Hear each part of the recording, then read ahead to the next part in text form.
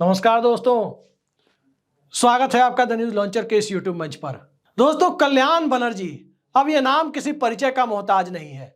लोकसभा के सदस्य हैं, तृणमूल कांग्रेस से जीत कर आए हैं और इस सदन में जो हास्य व्यंग की कमी होती जा रही थी, गंभीर से गंभीर मुद्दों पर बहुत हल्के फुल्के अंदाज में बात करने की और गंभीर चर्चा को हल्के फुल्के अंदाज में पेश करने की जो रवायत इस संसद में अलग अलग दौर में रही है और सदन नीरस होता जा रहा था, उस नीरसता को खत्म करने का जिम्मा ऐसा लगता है कल्याण बनर्जी ने उठा लिया है। ये अलग बात है कि कल्याण बनर्जी की बातें सत्ता पक्ष के लोगों को चुभती जरूर है, कई बार तो आसन पर बैठे लोगों को भी चुभ जाती है, लेकिन किसी को बात चुभ जाए इस वजह से हास्य व्यंग विनोद के रूप में, उस परिपाटी के रूप में गंभीर बातें कहने की परंपरा खत्म नहीं होनी चाहिए। आज का मामला है, आज कल्याण बनर्जी ईडी की गतिविधियों पर, यानी प्रवर्तन निदेशालय की, इन्फोर्समेंट डायरेक्टरेट की गतिविधियों पर बोल रहे थे। आप सभी जानते हैं कि ईडी इस देश में क्या करती है। 3000 के करीब केस उसने पिछले 10 सालों में दर्ज किए हैं पॉलिटिशियंस और राजनीतिक नेताओं से जुड़े मसले पर, और कन्विक्शन रेट 0.4% है, यानी सजा दिलाने की दर 1% से भी कम है, क्योंकि ईडी सबूत नहीं ला पाती। और विपक्षी दलों के नेता कहते हैं कि ईडी झूठे आरोप लगाकर पीएमएलए का दुरुपयोग करते हुए सत्ता पक्ष के लोगों के इशारे पर विपक्ष को बदनाम करने का एजेंडा पूरा करती है। तो क्या वाकई ईडी एजेंडा चलाने वाली एजेंसी हो गई है? क्या सत्ता का नया पिंजड़ाबंद तोता ईडी है? देश के अंदर तो कमोबेश ऐसी धारणा है, लेकिन कल्याण बनर्जी ने ईडी की गतिविधियों को कैसे संसद में सबके सामने रखा है, लोकसभा के अंदर किस तरह से ईडी की गतिविधियों को बेहद हल्के फुल्के अंदाज में, बेहद विनोदी अंदाज में सामने रखा है, जरा ये भी देख लीजिए। 30 सेकंड ईडी जाता है रेड करने के लिए, फोटोग्राफर को ले जाता है, फोटो खींचता है, अरेस्ट करता है, फोटो खींचता है, उसका बाद तो कुछ नहीं है। ईडी आके खींच मेरी फोटो, खींच मेरी फोटो, खींच मेरी फोटो, खींच, और कुछ नहीं करता है ये लोग। Thank you.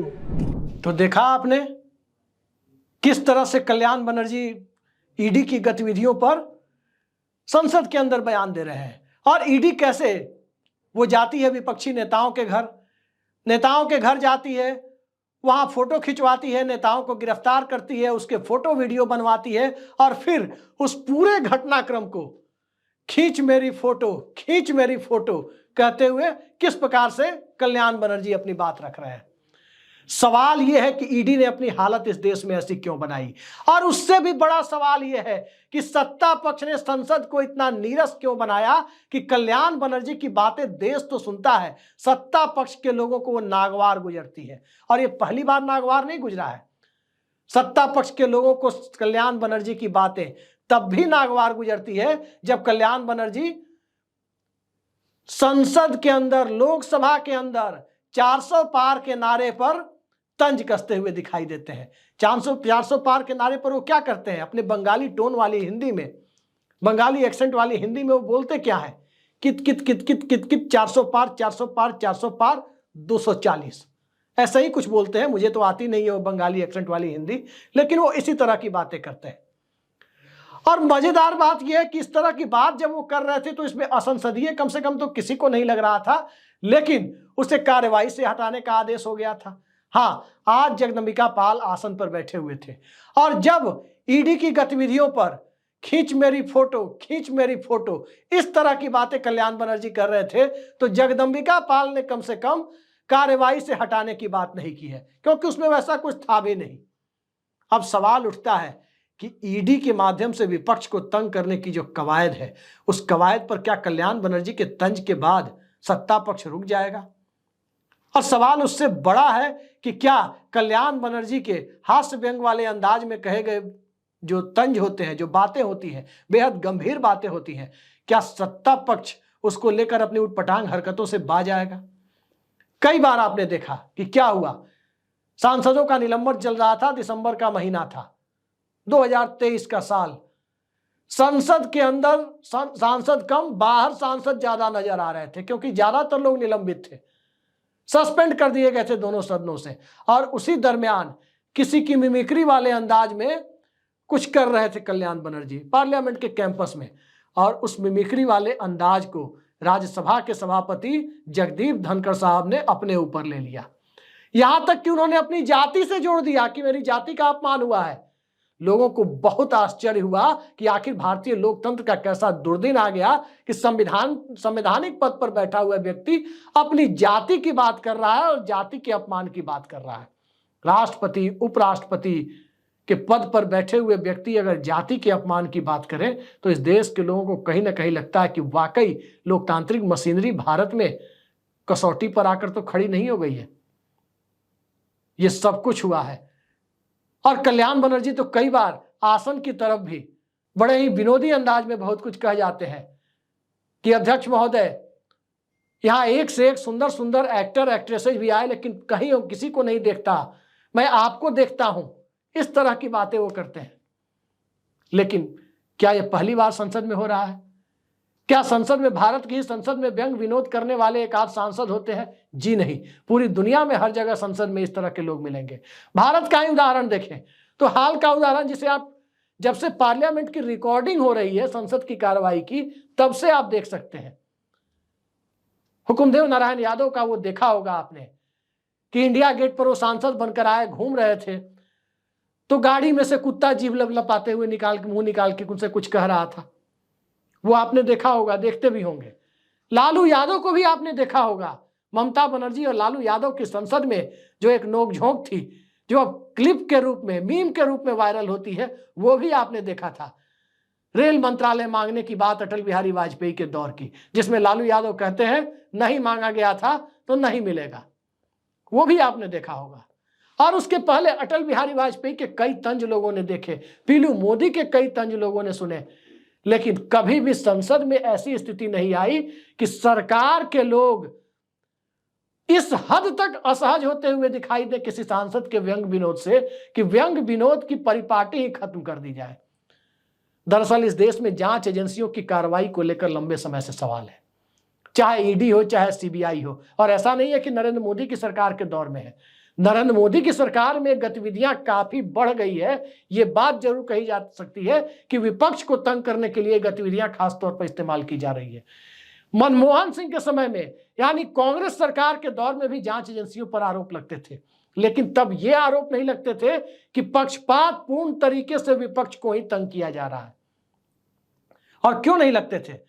क्योंकि मनमोहन सिंह की सरकार में ही कांग्रेस के नेता और इंडियन ओलंपिक समिति के उस समय के अध्यक्ष सुरेश कलमाडी को कॉमनवेल्थ मामले में जेल जाना पड़ा था। यह आरोप पक्षपात के इसलिए नहीं लगते थे क्योंकि कांग्रेस की सरकार में मंत्री रहे, यूपीए सरकार में मंत्री रहे, संचार मंत्री रहे, ए राजा को भी जेल जाना पड़ा था। किसी ने सवाल नहीं उठाए थे जांच एजेंसियों पर। यह अलग बात है कि विपक्ष के नेताओं पर भी कुछ जांचें हुई, उनमें से भी कुछ को जाना पड़ा। उस वक्त तक यह नहीं होता था कि सत्ता पक्ष में बैठी हुई पार्टी के नेताओं को जांच एजेंसियां छोड़ देंगी और वो जेल नहीं जाएगी। आज ईडी पर सवाल क्यों है? आज ईडी पर सवाल इसलिए है कि हेमंता बिश्व शर्मा जब कांग्रेस में थे उन्हें ईडी का प्रेम पत्र मिला था, और ईडी का प्रेम पत्र मिलने के बाद पता नहीं उनका कैसा हृदय परिवर्तन हुआ कि वो भाजपाई हो गए। और जब भाजपाई हो गए तो कोई तर्क नहीं, वो सार्वजनिक रूप से तो कह नहीं सकते थे कि ईडी का प्रेम पत्र मिला है और इस प्रेम पत्र से घबरा कर वो भाजपाई हो गए हैं, कांग्रेस छोड़कर भाजपाई हो गए हैं।